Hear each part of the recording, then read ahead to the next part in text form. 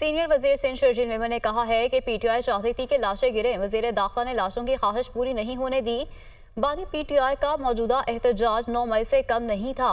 एहतजाज की नई केस में बुशरा बीबी बानी पीटीआई से भी 2 हाथ आगे निकली। पुलिस के एक्शन के बाद सबसे पहले बुशरा बीबी और गंडापुर भागे।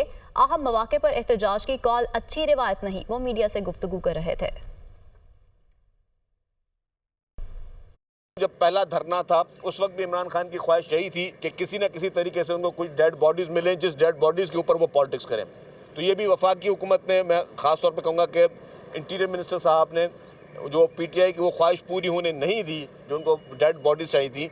ये 2-3 दिन की कॉल 9 मई से किसी भी सूरत में कम नहीं थी कि ये सबके लिए आई ओपनर है। और ख़ास तौर पर ये बुशरा बीबी साहिबा जिस तरह आई हैं, वैसे तो हर खातून का हम एहतराम करते हैं, लेकिन उनका ये रोल बहुत नेगेटिव रहा है।